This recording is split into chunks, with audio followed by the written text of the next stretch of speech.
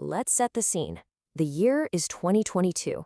The world is just swimming in easy money, and something really, really strange is happening in a very old, very traditional industry.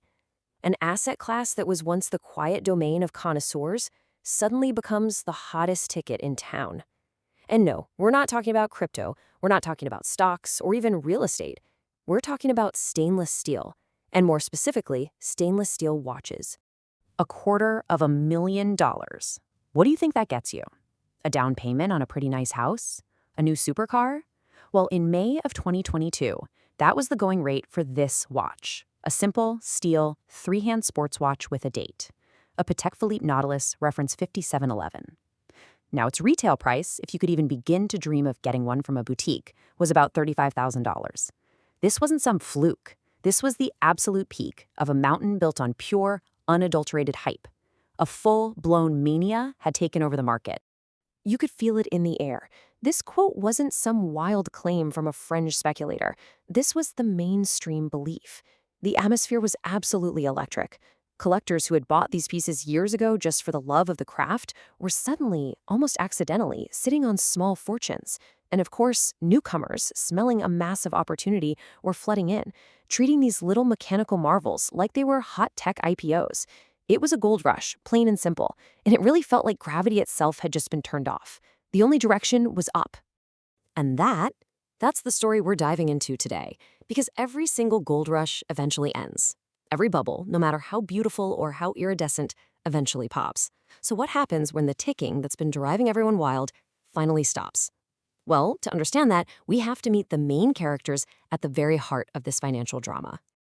Now look, these aren't just objects. In the world of high-end watch collecting, these three pieces are living legends. They are the benchmark, they are the icons, the undisputed kings of the modern era. To really understand the market, you first have to understand them. Let's start with what is, without a doubt, the most recognized luxury watch on the entire planet. The Rolex Daytona. This isn't just a watch. It is a symbol of arrival. It's the watch worn by winners. Paul Newman, the actor, the race car driver, he made it a legend. Presidents have worn it. It is literally the trophy they hand you at the finish line of the 24 hours of Daytona endurance race. To wear a Daytona is to communicate, without ever saying a single word, that you've made it, you've won. And its most sought-after form is this one, the classic stainless steel model with that slick, black ceramic bezel. What's so fascinating is how the design itself just reinforces that message of victory. The 40mm steel case is an absolute masterclass in proportion. It just feels right.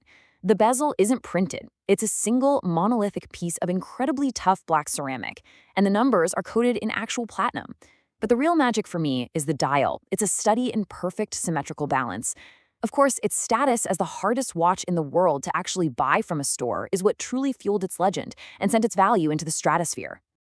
Okay, next up, we have the revolutionary, the ultimate rule breaker. Back in 1972, you have to remember, luxury watches were small, they were round, and they were made of gold. Then, Audemars Piguet just drops this bombshell on the industry, the Royal Oak. It was massive for the time, it was made of steel, it was unapologetically angular, and it cost more than most gold watches. It was an act of pure defiance, a real statement piece, and it single-handedly created the entire category of luxury steel sports watches that we are all so obsessed with today. Its rebellious spirit is baked right into the design. The story goes it was sketched overnight by the legendary designer Gerald Kenta, who was inspired by an old-school diver's helmet. You can totally see it in that iconic octagonal bezel, with its 8 functional white gold screws. The dial has this unique grid pattern, the petite tapisserie, that plays with light like nothing else. And the bracelet? I mean, it's not just attached to the watch, it is the watch. It's like this flowing river of steel that melts around your wrist. It's pure industrial art. And finally, we arrive at the Grail, the Patek Philippe Nautilus. Now, if the Daytona is a symbol of victory and the Royal Oak is a symbol of rebellion, the Nautilus is a symbol of quiet, absolute power. It's less aggressive than the Royal Oak, a bit more elegant. It represents the pinnacle of understated luxury. It doesn't shout, it whispers. And for a few wild years, that whisper became the absolute loudest sound in the entire watch industry. Also designed by Gerald Kenta, the legend goes he sketched it on a napkin in a restaurant in about 5 minutes. His inspiration? The porthole of a transatlantic ship. You can see it in that unique case shape, with its two ears on the side. The bezel is a softer, more rounded octagon than the Royal Oak's. But the real soul of the watch is that deep blue dial, with its hypnotic horizontal lines that can shift from nearly black to a vibrant electric blue depending on the light. And here's the crucial point, the legacy. In 2021, Patek Philippe announced they were discontinuing the 5711. That single decision was the match that lit the fuse on an already overheating market, and it sent its value to a place nobody thought was possible. So we have our three main characters. For decades, they were expensive, they were desirable watches for sure, but the market was pretty stable. It was a hobby for real enthusiasts. But then, around 2019, something shifted. The world of niche, romantic collecting collided head-on with the world of high finance, and the result was an explosion. This chart really shows you just how dramatic that explosion was. Between 2019 and the peak in 2022, the secondary market values for key Patek Philippe and Audemars Piguet models didn't just rise a little, they tripled. I mean, just think about that. An asset you can wear on your wrist tripling in value in about 3 years. Even Rolex, a much larger brand with more supply, saw returns of over 50%. Suddenly, watches weren't just a passion, they were an official asset class. Studies were coming out showing they had lower volatility than stocks, bonds, even real estate. They became a safe place to park capital, and absolutely everyone wanted in. But here's the catch. You couldn't just walk into a store and buy one. The brands, especially Rolex, control their supply with an iron fist. This created what's known in the community as the authorized dealer, or AD game. It's like this secret ladder you have to climb. You don't just start with the Daytona. Oh no. First, you have to prove your loyalty. You buy a less desired model, maybe a date just. You build a relationship. A year or so later, they might offer you a two-tone model you don't really want. You spend tens, sometimes hundreds of thousands of dollars on jewelry and other watches.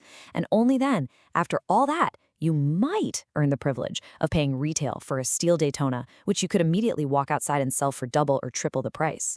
This crazy system turned these watches from simple consumer goods into scarcity assets, which ironically just made them even more desirable. For 3 solid years, this frenzy just built and built. It really seemed like it would never end. But like we said, every market that only goes up must eventually face a reckoning. In May of 2022, the music stopped. The Great Correction had begun. This timeline is just fascinating to watch unfold. The market hit its absolute, dizzying peak in the second quarter of 2022. And then the slide began. For 11 straight quarters, that's almost 3 years, prices fell. In 2024 alone, average resale prices dropped another 5.7%. So what happened? Well, it was a perfect storm. Economic uncertainty and higher interest rates squeezed luxury spending. And at that exact same time, all the speculators who had bought at the peak started to panic. They rushed to sell, flooding the market with inventory just as demand was cooling off. It was a classic textbook case of way too many sellers and not enough buyers. But here's the really important thing to understand. The market didn't crash, it corrected. All that speculative froth was just blown right off the top. To see the underlying strength, you just have to look at a watch like this Patek Philippe Aquanaut chronograph. Its retail price is around $56,000. Even today, after 11 quarters of falling prices, its market price is still north of $130,000. That's a premium of over 135%. So while the absolutely insane peaks are gone, the fundamental value of these top-tier, iconic pieces remains incredibly strong. The gold rush is over, but the gold is still very, very valuable. So what did this whole crazy cycle leave behind? It created a new reality for the watch market. It basically went from a somewhat opaque, hobbyist-driven world to a much more mature, professionalized, and transparent financial market. The speculative frenzy was replaced by a more stable, albeit lower, equilibrium. This chart reveals the incredible resilience of the very best brands. Even after the correction, the big three, Rolex, Patek Philippe, and Audemars Piguet, still command nearly 2/3 of the entire secondary market's value. All the other hundreds of Swiss brands combined are fighting over the remaining third. This just proves that in a downturn, collectors and investors flock to quality. They want the icons, the proven winners. They want the blue-chip stocks of the watch world. But perhaps the biggest legacy of this entire era was a seismic shift in the industry itself. For decades, the big brands just pretended the secondary market didn't exist. It was this gray area they didn't want to touch. But the boom made it too big to ignore. First, major retailers like Boucheron launched their own certified pre-owned or CPO programs. They take in used watches, have their own watchmaker service and authenticate them, and sell them with a warranty. But the real game changer was when Rolex, most conservative, powerful brand in the world, launched its own CPO program. This was a monumental step. It legitimized the entire secondary market, adding a layer of trust, transparency, and security that had never existed before. The market had finally grown up. Okay, so that brings us to today. The market is saner, it's more mature, the crazy hype has died down. So if you're looking to invest in a top-tier Swiss sports watch right now, not for a quick flip, but for long-term value and pure enjoyment, where would you put your money? It's a tough question, but for me, there's one clear answer that represents the smartest money in the room. And that answer is the Vacheron Constantino Overseas. Along with Patek Philippe and Audemars Piguet, Vacheron is part of the original holy trinity of Swiss watchmaking. They are one of the oldest and most respected manufacturers in the entire world. The Overseas is their direct answer to the Nautilus and the Royal Oak. It has that same 1970s integrated bracelet design, an incredible movement, and a level of hand finishing that is arguably second to none. But the thing is, because it has always flown just under the main radar of all the hype, it offers a quieter confidence. This table really puts it all into perspective. The Daytona is the safe bet. Rolex is a global currency, you can't go wrong. The Nautilus is the ultimate trophy, but its premium is still, frankly, insane. The Vacheron Overseas, however, just hits that perfect sweet spot. Its brand prestige is right up there with the others, the market hype is high, but it's not stratospheric, and crucially, its premium over retail is sane, similar to the Daytona. You are getting 99% of the prestige and quality of a Patek for about 50% of the hype.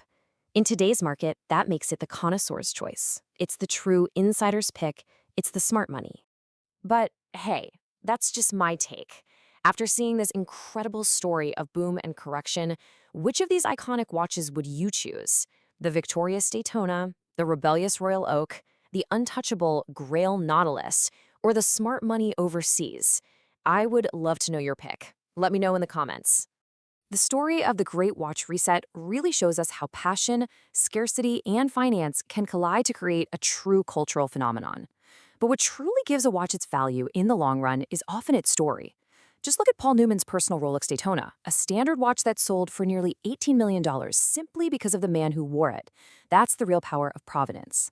If you enjoyed this story, subscribe. New watch stories every week. Watch everything, tick drop.